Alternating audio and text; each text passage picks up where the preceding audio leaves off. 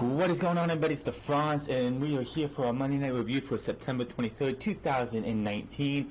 The final Raw before we get to the season premiere. The final Raw with the same bland stage. The final Raw where we have before we get Pyro back. And the final Raw before that logo that you see on your screen right here, right now, changes once again, as they will be going to a different logo, a more revamped logo. And Monday Night Raw will feel hopefully fresh and different. I'm sure Dio Madden and Big Joseph, if that is the crew coming in, will not get started till after the draft, but we will have to wait and see.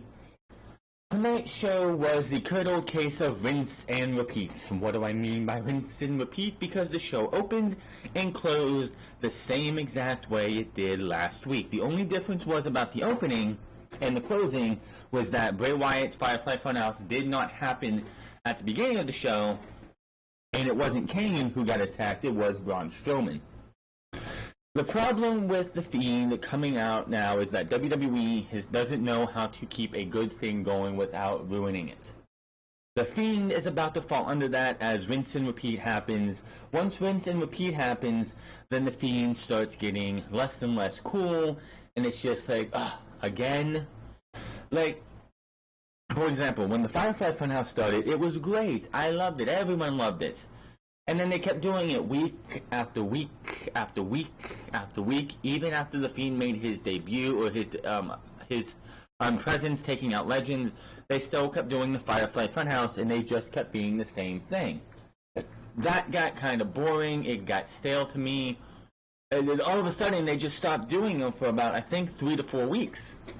But then they brought him back, I believe, last week or the week before that, and it wasn't as bland or as boring because you didn't see it the same week after week after week after week.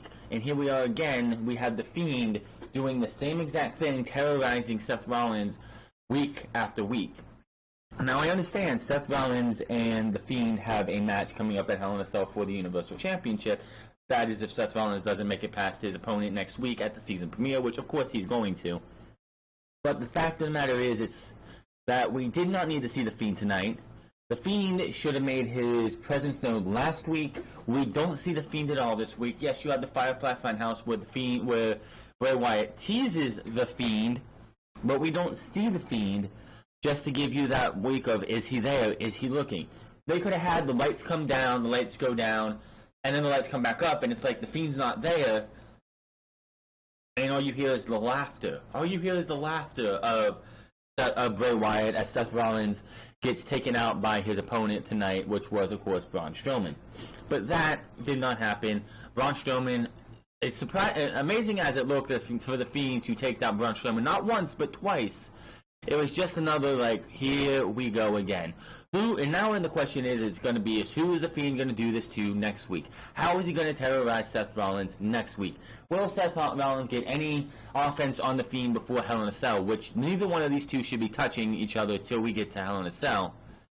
But it's just, again, we have to go through this again. It doesn't come off. It's like last week I'm sitting here freaking out, it's like freaky and everything, and this week it's just like rinse and repeat. Here we go again. Are we going to have this every single week? If Bray Wyatt walks out of Hell in a Cell as your Universal Champion, which he should, are we going to have this every single week from here on out? Because if you do, it's just going to get bland, it's just going to get boring, and it's just going to get so repetitive that people are just going to get bored with it. That's just like playing any video game out there. If you are playing a game like an MMO game or something, like an MMO, and you keep getting the same quest every single day, and you have to do this thing over and over and over again just to advance yourself, it's going to get boring, it's going to get bland, and nobody's going to want to play that game. This is already starting to feel like they're going to overexpose The Fiend. They're going to keep doing this with The Fiend. You could overexposing happens more than just a wrestling match. Having The Fiend on TV every single week, doing the same thing every single week, is just going to eventually start boring the fans. The show started off again with another bland, boring promo by Seth Rollins. He says he's seen and done it a lot in this ring over the past 7 years, but he's never felt the way he did last week. He talks about being jumped and said he then had the living embodiment of nightmare in his face. He said he just closed his eyes and hoped it was just a nightmare, but it wasn't. It was real, and he's got to defend his title inside Hell in a Cell against the Fiend in 2 weeks. Rollins talks about how dangerous the Cell is and says facing off against Wyatt in the Cell is a different story. What does he do? He will do what he always does when he has his back against the wall: fight, survive, and prevail. He then talks about the recent battles with Brock Lesnar and Braun Strowman. He doesn't care what kind of mind games Wyatt brings at Hell in a Cell. He will survive, prevail, and he's not saying it will be easy, and out comes Braun Strowman, who looks like he is not having the best month of his career. Strowman into the ring and stares down Rollins and says, "Get these hands," chant starting. Strowman says he prefer Rollins say it to his face if he has something to say about him. He's not running around here playing like Mr. Rogers, like trying to scare children or anything. He will say it to your face if he needs to, and he suggests Rollins to do the same. Rollins interrupts, but Strowman shuts him down. Strowman blames Rollins for losing the tag team titles and brings up a rematch for the Universal title. Rollins mentions being busy with the winner of tonight's Fatal 5-Way next week and Wyatt and Hell in a Cell, but the way Strowman came at him, he just makes it now. That makes him want to fight him tonight. Strowman's like, "Is that a challenge?" Rollins says, "You can take that for what you want." Drops the mic. Strowman says, "Good, because tonight Rollins will get these hands." Strowman drops the mics and they face off as Strowman's music hits, and Cole eventually says, when they confirm the match when they go to commercial break, that our dreams have just come true. We're going to have Seth Rollins versus Braun Strowman again. And I'm like, nobody asked for this. This is nobody's dream. We've already saw it at Clash of Champions. It was great then. The way they did it at Clash of Champions was fantastic. Tonight, I'm telling you right now, what they did was just not even close to what they did at Clash of Champions. Tonight's match was boring. Tonight's match was just so, it was nothing. It was... You couldn't have Strowman lose, and you couldn't have Seth Rollins lose, so you kind of booked yourself into a corner in that match. And we'll talk about that here in a bit.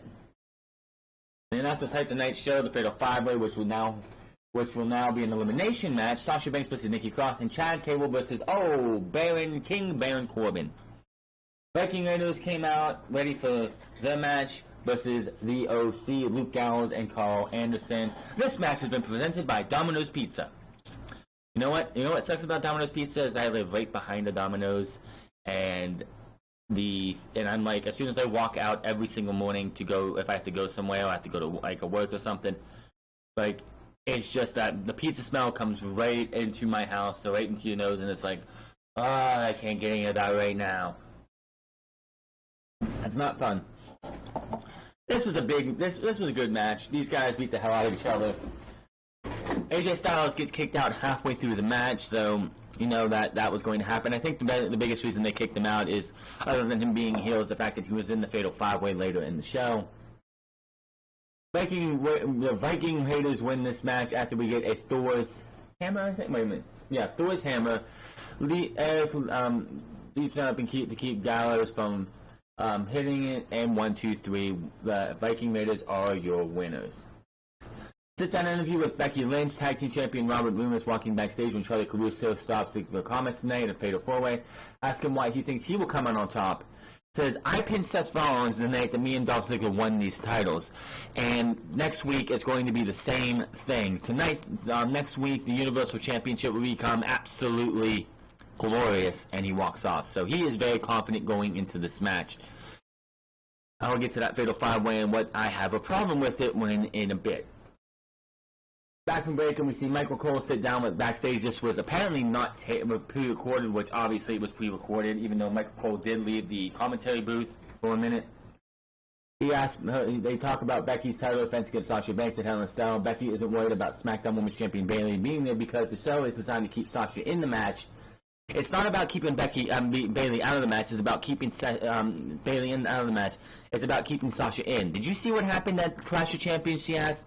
We saw her run through that crowd, trying to escape, try to run away from me. He says Banks tried to make her way out of the game with those steel chairs shots last 2 weeks ago. Not last month. Oh yeah, it was last month, yeah. She says now she will have a chance to take her out at Hell in a Cell, and she better take it because Becky will, and the interview ends. So not much there, just Becky hyping up the Hell in a Cell match, which hopefully is leagues better than what Charlotte and Sasha Banks did in the first Hell in a Cell. I wish we could erase that match from our memory because, quite honestly, that match was atrocious. Rusev out next, and out comes, and who's already in the ring? EC3. EC3, who actually was a guy in TNA, Impact Wrestling, who was a somebody there. Comes to NXT, has a little bit of a showing in NXT. He was in that 6-man ladder match for the inaugural North American Championship match last year. Had some good wins here and there. Looked good in NXT. Had people chanting NX3. Comes up to the main roster because Jon Moxley, who was Dean Ambrose at the time, was leaving. He gets put in matches with Jon Moxley or Dean Ambrose, and Dean Ambrose beats him, then loses him the first week in a really funky win, only for the fans to reject the fact that happened, and that killed any chance of him getting a push, and he's just had no luck on the main roster. We want Lana chants at the beginning of this match. The crowd wants Lana. This is what you get. Rusev has not been seen until last week for about 4 to 5 months. You bring him back in this ridiculous story that nobody buys whatsoever, that he cheated on Lana with Maria Kanellis. Give me a goddamn break. Are you kidding me? Even Renee Young came out in this match is like, Rusev's not the father of Maria's baby. That was just craziness.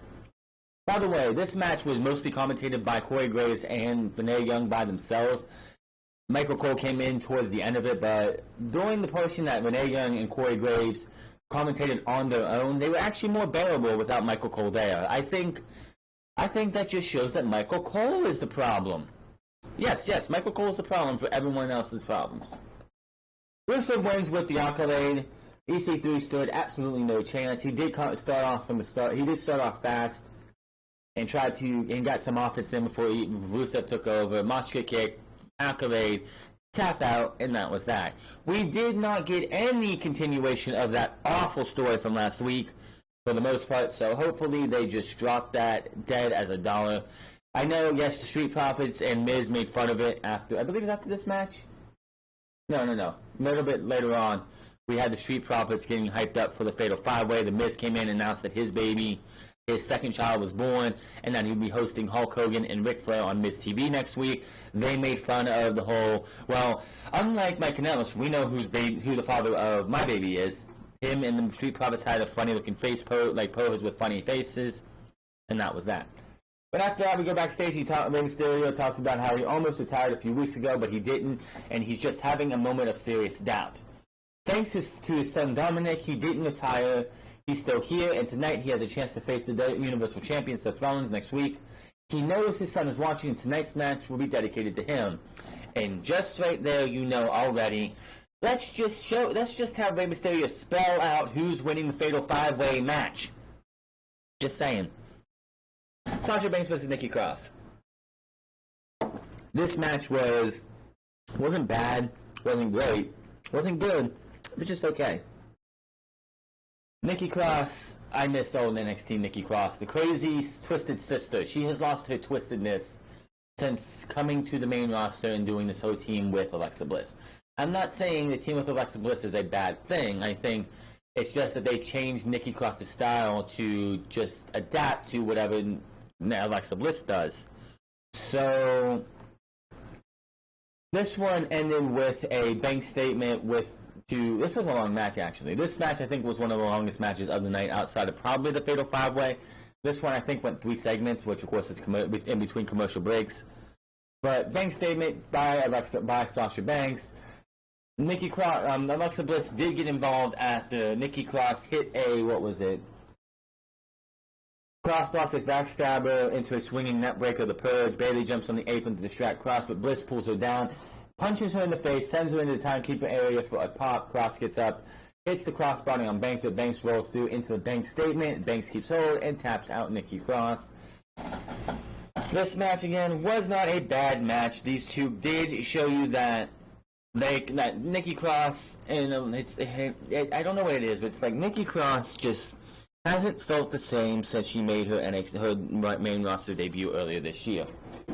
Like the whole last year with Nikki's Got a Secret, as she held the secret of who actually attacked Aleister Black. Her matches with Asuka the year before that. Her match with Shayna Baszler, where she just passed out after just smiling while being in the Kara-Feud, a clutch. Just, I don't know what it is about Nikki Cross, but she just doesn't have that same Nikki Cross that we saw in NXT. It's like she's missing something. After the match, Banks stands tall as the music hits. Bliss tries to enter the ring to help Cross, but Banks attacks her. Banks applies the Banks statement on Bliss and kicks her out of the ring. After that, her music hits, and she heads to the back with Bayley. We see the OC backstage selling the beatings from Cedric Alexander. Oh yeah, by the way, Cedric Alexander did attack AJ as he was getting kicked out of the match with the OCs and the vacuum raiders earlier. I forgot about that because my connection froze for about 10-15 seconds, and all I saw was the side of what Cedric Alexander was wearing, his wrestling gear, as he was attacking AJ. So I was like, oh yeah, that's right, I forgot about that. So AJ agrees and said, Luke Gallows hypes up AJ and says no one tonight's Fatal 5-Way is in his league. AJ agrees and says nothing will stop him from getting the Universal title shot. They two sweet each other and they go to commercial break. We do confirm that Brock Lesnar will be on both Raw and SmackDown next week for the season premiere for both shows. We go backstage to the Street Profits, doing what they do. They have new merch on, by the way. They help up next week's Raw with The Miz appears. Miz has two announcements. The first is in the second child being born, which the Street Profits go absolutely berserk for. The second is next week's Mink TV segment as the season premiere featuring Hall of Famers Ric Flair and Hulk Hogan, which when Hulk Hogan's name was mentioned, the entire crowd in the Sears Center, which is where the Golden State Warriors are going to start playing this coming season, showered it in boos. Obviously, the fans just don't like Hulk Hogan still, and I don't blame them. Alias saw a replay of last week when Brock Lesnar attacked Kofi Kingston after challenging him for the title for SmackDown's premiere. Cole hypes Lesnar versus Kofi. And then we have Lacey Evans versus Ember Moon. Ember Moon, another one of those women, just like Nikki Cross, who, my God, she was so great in NXT. The battles with Asuka, the two matches she had with Shayna Baszler, elevating that women's division, keeping it afloat as Asuka was going up to the main roster. That fatal 4-way with, I believe it was Billie Kay, Kairi Sane, Nikki Cross, I think it was Nikki Cross, and Ember Moon, where Ember Moon won the women's championship and held it till WrestleMania weekend. Just all the she had Asuka's best matches in all of WWE. If you look back at all of Asuka and Ember Moon's matches, they have the two best matches for the women's division in 2017. Or 2017. Right? Yeah, 2017. Ember Moon's been on the roster for 2 years. For a year and a half. That's crazy. But Lacey Evans, who sucks ass, can't wrestle worth shit. Ember Moon, there was a portion in this match, Lacey Evans on the outside. Ember Moon was hanging by her feet off of the bottom rope. She lifts herself up, grabs a hold of Lacey Evans, drops her feet, bounces off of the apron, and hits a stunner on the outside to Lacey Evans. Absolutely fantastic. But who do you think was going to win this match? Lacey Evans is a fucking blonde with big boobs and blonde hair and a nice ass that Vince McMahon pops his cock for. Ember Moon, who is hot still, but not Vince McMahon's type. The blonde agenda wins almost every time. The only reason I'm surprised that Becky Lynch is the women's champion and not a person who is actually blonde like Lacey Evans is because the fans would probably have ruined Lacey Evans when it comes to they would have fucking shit on her so badly that I don't think she would have been able to handle it. Moon loses to the sharpshooter, and Lacey Evans has a beautiful twisted moonsault. She can't do a sharpshooter to save her goddamn life. That looked absolutely atrocious. She's having this mini feud with Natalya. I don't know why. It's not leading to anything. There's no number one contendership for a championship. Lacey Evans can't challenge for the championship as long as Becky Lynch holds it, which is for now until Hell in a Cell at least. So I don't know why this feud is happening. We go to another Firefly Funhouse match with Bray Wyatt and his puppets. Rambling Rabbit and the Huskus the Pig were fighting over a Seth Rollins action figure. Before that, Wyatt, we see the Hall of the Fiend's friends with all the crosses off their eyes. Kane, he actually blacked out the eyes and made him and just gave him a weird looking mouth. It was kind of funny. But he puts another frame up, but it's blank. It's just a black. It's just they don't have a picture or anything. So Bray Wyatt is teasing that the Fiend will have will strike someone else tonight. But they're fighting over this, and Wyatt talks to them about sharing and caring, and they say, we're big fans of Seth Rollins. We just don't want the Fiend to hurt him. Bray Wyatt's maybe the Fiend wants to protect Seth Rollins. The Fiend never forgets. He takes the thing, he breaks the legs, he breaks off the legs from the body, tosses them to the side. Sharing is caring. Tosses it last, stares at the camera as well as it flashes some of the Fiend to him. Wyatt says he will see you in hell, then waves goodbye. Also, I was a little late to getting to the beginning of the show. Apparently, when they did the Then, Now, and Forever for Monday Night Raw, because they showed it on the Twitter page, it was fiendish. There was a little bit of Fiend to it. So, there was that. So, Fiend all over Monday Night Raw, and what else can you say? Let's see. Back from break, and when Carmella runs in the ring with R-Truth, a group of superstars finally show up and surround the ring. Carmella begs them to stop chasing them. She can't take this anymore.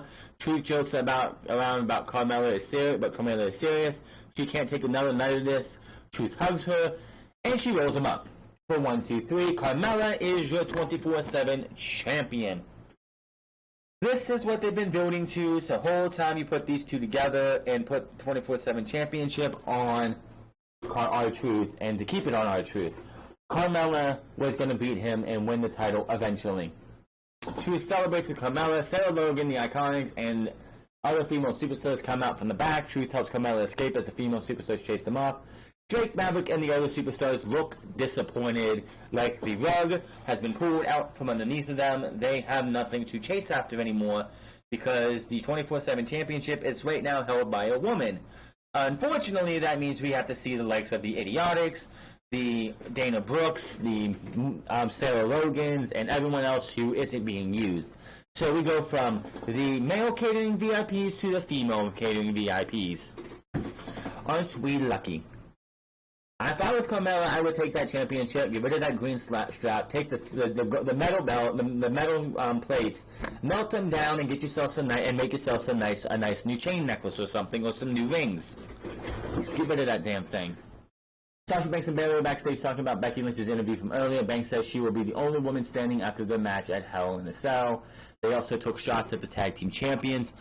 Since you're having the Boston Thug Connection beat the tag team champions, not just last week, but this week, Nikki Cross has lost 2 weeks in a row, I believe, to Sasha Banks. And next week it's going to be Sasha Banks versus Alexa Bliss, so there you go. Are we going to have, at Hell in a Cell, Sasha Banks and Bayley versus Twisted Bliss, and Sasha Banks versus Becky Lynch inside Hell in a Cell? And we're going to end up with all the titles on the Boston Thug Connection. Is that where we're going? Because that's where it seems like we're going. Baron Corbin versus Chad Gable. This is a rematch for the King of the Ring finals last week. Nothing on the line. Corbin does come out, and he is King Corbin. He's not Baron Corbin. He is King Corbin. He still has his theme music, but it does have a royalty mix to it. It does say King Corbin. He comes out with a new crown, a black crown, black scepter, black and fur robe, enters the ring, and we go to commercial break. This match, before we get to that, we have Sami Zayn talking up the WWE Intercontinental Champion Shinsuke Nakamura ahead of tonight's main event, but it sounds like Nakamura wants him to shut up. We go to the ring, and Corbin waits. Now, Cole shows us a replay from SmackDown where Gable destroyed Corbin's coronation ceremony, and then Gable makes his way to the ring. Corbin takes the mic and says he's not here to make fun of anyone tonight, and he won't be out here too long because this match will be 2 guesses what you think he said. Short. Ha ha ha ha ha. Short jokes again. I mean, I'm 6'1", but I still don't like short jokes. Short jokes are just kind of, those are something that a 10-year-old finds funny, but I don't find funny. Oh yeah, a 70-plus-year-old Vince McMahon finds funny, just like the fat jokes and the shit jokes that he always comes out with. I swear, Vince McMahon, if someone shit all over the floor back in creative, and Vince McMahon was there, I'm pretty sure he would just laugh his ass off. If someone pissed themselves while they were watching Monday Night Raw, I'm pretty sure Vince McMahon would sniff it, like, take a big, huge whiff of that and just laugh it up. Vince McMahon is a fucked up motherfucker, I'll tell you that right now. Corbin says after the night he agrees that he will no longer have to compete against sawed-off runts or others under 5'5" inches. He calls for the bell when he is ready, when he takes off his crown and puts his scepter down and takes off the robe as well. These two are definitely good chemistry. These guys, I can understand why WWE wants to put these guys in a match together, but we saw this match last week. This was almost exactly the same match we saw last week. So the only difference is we didn't have a winner by pinfall submission. Corbin gets DQ'd by hitting the scepter onto Chad Gable. These guys just work so well together. I understand why, but it's like just like the Bray Wyatt stuff at the end of the night. Having the Fiend do the same thing over and over and over again is going to get boring faster than you think it is. Having Chad Gable and Baron Corbin go out there and give you pretty much the same exact match every single week is going to get boring very fast. If they come out next week and we have Chad Gable versus Corbin again, and you have Chad Gable, because now Corbin won the first one, Gable technically won the second one by DQ, there's going to be a rubber match. Save it for Hell in a Cell. Don't put it on Raw next week. Next week's the season premiere. So let's just leave it to Hell in a Cell so you give us at least a little bit of time off. Maybe they get a little bit more shine at Hell in a Cell. I don't know. But again, good match between these two. I understand why WWE wants to. The crowd is all behind Gable. Got him into the ankle lock in the middle of the ring, but Corbin eventually goes to the bottom ropes, but he grabs his scepter. Decks Gable with it, and the referee calls for the match. After the match, fans boo as Corbin as he continues hitting Gable with the scepter. Corbin picks up Gable and drops him with a scepter shot to the back of the neck. Corbin puts his crown and robe on, then leaves after raising the scepter in the air over Gable. Corbin's music hits and appears to be a royal remix. He heads to the back as Gable recovers. So, again, great chemistry between these two. At least we need to find, to keep Baron Corbin up like this, you need to find people he has good chemistry with. Him versus Cedric Alexander, good match. Him versus Ricochet versus Samoa Joe was a pretty good match. You gotta find guys that have got good chemistry. If they want Baron Corbin to be as good as Vince McMahon hopes he will be, you gotta find guys that work well with him. I don't care if there's only like 5 guys in the company that he can work well with. I'm sure if Buddy Murphy was a babyface, him and Baron Corbin could have a good match. Ali versus Baron Corbin could probably have an excellent match. AJ Styles, I don't know why he wouldn't be able to have a good match with Baron Corbin, but we've been down that road, I believe, on SmackDown 2 years ago, and it wasn't that good. So let's see what happens, but that is that. We come to, what is it? Another teaser vignette for the Authors of Pain, Akam and Mazar. They exposed the others in WWE for being soft last week. I don't know what you're talking about. All you did was sit in chairs and talk. How is that exposing anybody as being weak? Everyone is asking who is AOP. Well, they will show us now. They get up from the vignette filming, and we see them walk out into a hallway. They attack 2 superstars and leave them laying. Heath Slater and No Way Jose were those 2, so nobody special. They returned to the vignette set and said, this is why no one will fight AOP. That's the end of the segment. So they are practically trying to adopt the Aleister Black playbook where you sit in a room, you talk a bunch of shit, and then then nothing happens. I mean, yes, they went out and attacked Heath Slater and No Way Jose, but those 2 are nobodies. They haven't done anything for, well, Heath Slater hasn't done anything since the Rhino Slater shit that he did 2 years ago when they won the tag team titles on SmackDown, the first ever SmackDown tag team champions. No Way Jose has been a dead gimmick since NXT. So I don't know what else to tell you. AOP, you're not impressing me much. I know what you can do. I know how dangerous and vicious you guys can be. but you're not impressing me anyway, any bit with the way this is going right now. Fatal 5-way elimination match to crown the number 1 contender, Rey Mysterio versus Ricochet versus Robert Roode versus AJ Styles versus Shinsuke Nakamura. Out came Rey Mysterio first, then out came Sarah Shriver was back with Ricochet. He talks about what tonight's Fatal 4-way match means to him and then rushes. And then says, oh, this made me cringe. The last thing he says one of the last things he says is like, after tonight, it'll be like I'll prove that superheroes can be real. I'm like, oh, who made him say that? Who made him say that? Yes, I know they want to do this whole superhero thing with him, but god damn it. My biggest problem with this match is Rey Mysterio, Ricochet, AJ Styles, and Shinsuke Nakamura, and Rey Mysterio, Ricochet, and Shinsuke Nakamura and AJ Styles have not done anything to warrant this type of match. Robert Roode, yes, he pinned Seth Rollins at the pay-per-view. Yes, of course, that match didn't end conclusively last week, but still, he has a win over the reigning Universal Champion. That should have been an automatic running for next week. Okay, yes, Rey Mysterio has beat, who was it? Lince Dorado, Grand Metalik, and Cesaro, and The Miz. Who cares? Or was it The Miz? No. It was Cesaro, right? Yeah, Cesaro and Grand Metalik. Who cares? Ricochet hasn't done anything except for last week, so beating Mike Kanellis, who is a nobody, warrants you a spot in this Fatal 5-Way. AJ Styles, what has AJ Styles done other than beat up on Cedric Alexander? Not a damn thing. Shinsuke Nakamura is a SmackDown superstar. I'm not a big fan of Baron Corbin, but the guy won the King of the Ring. Why isn't he in this match? Why was he having a rematch with Chad Gable when this match could have been his to have? Oh, because they wanted Rey Mysterio to win this match. So what did they do? They had Nakamura put in here. Why didn't you put Cedric Alexander in this match? You're having Cedric Alexander and AJ Styles feuding. You could have had Cedric Alexander and AJ Styles continue to feud in this match.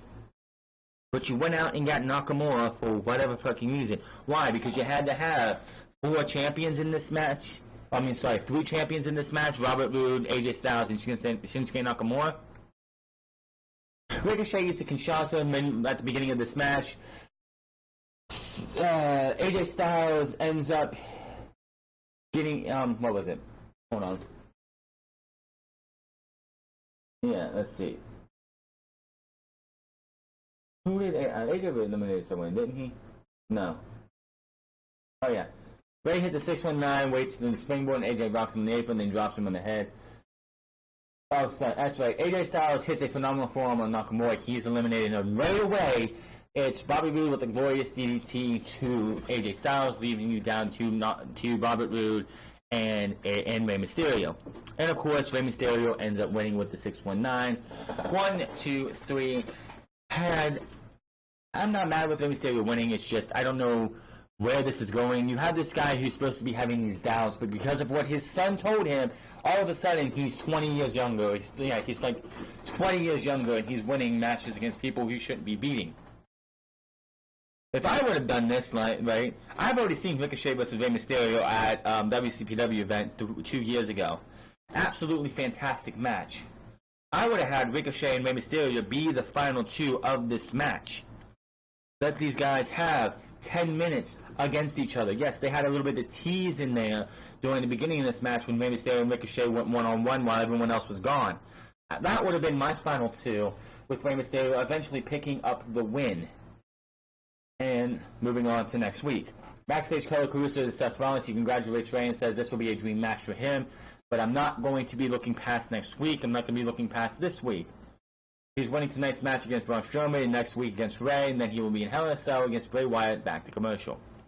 Now, other than it being the season premiere, next week's episode of Monday Night Raw, the title match means absolutely nothing. I fully expect Rey Mysterio and Seth Rollins to give us an excellent match. However, it's absolutely meaningless. Now, if you wanted to say, well, this is for this Monday after Hell in a Cell, that's one thing, because then you don't like the Fiend or Seth Rollins be facing off against Rey Mysterio. But it's next week. Does anyone truly believe that Rey Mysterio is going to win this match? Going in a week before Hell in a Cell and giving us Rey Mysterio versus The Fiend. Give me a break. This match absolutely has no meaning behind it because you already know Seth Rollins is winning on next Monday. Predictable is good sometimes, but not in this sense because it's just like the match is absolutely meaningless. I just hope it's a good match. But knowing WWE, they'll fuck that up because Seth Rollins said, this is a dream match for me, and you know how much WWE really cares about dream matches. Next week will be Sasha Banks versus Alexa Bliss, and we go to Seth Rollins versus Braun Strowman. This match was not even close to what they did at Clash of Champions. These two went out there. Of course, Seth Rollins got beat down a good bit. Tried to go for a pedigree. That wasn't working. He had a super kick to Braun Strowman, who was down on one knee. Braun Strowman hit a running power slam on the outside towards the end of the match.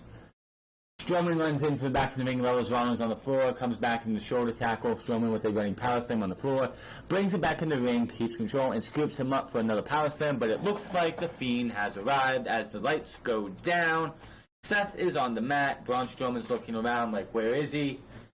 The lights go down, the creepy sounds come back up. Bray Wyatt, the Fiend, has Braun Strowman in the mandible claw. He took Braun Strowman down with the mandible claw. Holy shit. That is a good look. And it's like, wow, even Braun Strowman cannot be is susceptible to the mandible claw. But yet, The Undertaker and Stone Cold Steve Austin aren't. I'm not saying anything. It's just, it would have been huge to see either Undertaker or Stone Cold Steve Austin succumb to the mandible claw. But WWE is like, nah, we're not going to do that. But anyway, the fans chant holy shit as Wyatt turns back to Rollins and then back to Strowman, back to Rollins, back to Strowman, back to Rollins, back to Strowman. Strowman is coming to. He's not out yet. So he gets up, he runs to back to Rollins and takes him, and it looks like Strowman's gonna try and tackle Bray Wyatt, but the Fiend just mounts him and gets the mandible claw back into him once again, screaming bloody murder. Bray Wyatt has taken down him again. He does not crawl back over to, and we don't get that scary visual like we did last week. But the lights go down, we hear the laugh again, and that's how Monday Night Raw goes off the air. Again, last week it was like, oh shit. This week it's like, it's just too. We need to pull back on the Fiend. Next week, yes, is the go home show. I would have much rather had this happen next week. Maybe take out Rey Mysterio. I mean, yes, taking out Braun Strowman is a feat of in itself because he had to do it twice, but he still took out Braun Strowman. But it's like, how many more weeks are we going to have this? I know he didn't do it the week before Clash of Champions because they didn't need him. He didn't do it the week before that. He hasn't done this until we did this. And what was it? The Raw reunion? Oh, it was when Jerry Lawler got attacked, which I think was a week or so after Raw reunion. This is officially supposed to be the last episode of Monday Night Raw before SmackDown becomes the A show in WWE's eyes. Well, in my eyes, and the rest of the wrestling community's eyes, Raw has not been the A show in years. Raw has not felt like the A show. Raw has not come off as the A show. Raw has come off as the C show, C- show. If I had to pick them in order, NXT as the A show, SmackDown Live was the B show from 2016 up until 2000 and the 2017, right before WrestleMania. Then you had the Jinder Mahal shit happen, and SmackDown has been struggling to become what it used to be. 205 Live, I haven't really watched, but from what I've heard, it's the B show. I know it's going away, so NXT UK is going to probably be the B show. SmackDown, even if SmackDown pops a huge rating next week, then it doesn't mean a damn thing. Tomorrow night is, of course, as a final episode on the USA Network for SmackDown Live until SmackDown's ratings do absolutely abysmal and Fox cancels it, and then Raw, SmackDown, and NXT are all back on the USA Network. Will that happen? We'll have to wait and see. But tomorrow's show really has no, outside of maybe building here and there, there is really nothing that needs to happen on SmackDown, because you're not really watching, because you're going from SmackDown, which is going to be this week, to Friday Night SmackDown next week, where it's going to be legends, like celebrities and shit like that, and a WWE Championship match that could possibly see Kofi Kingston's title reign end, or wait 48 hours before it ends at Hell in a Cell.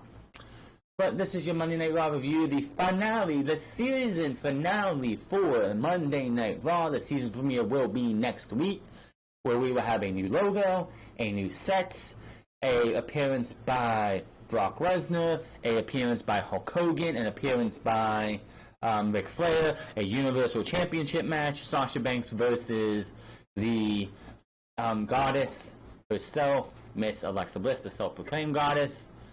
And who knows what else more. At least they have you primed and ready for next week's show by giving you, hey, check out Monday Night Raw next week. Is it a ratings story to have Brock Lesnar, Hulk Hogan, and Ric Flair, and a Universal title match on that show? Yes.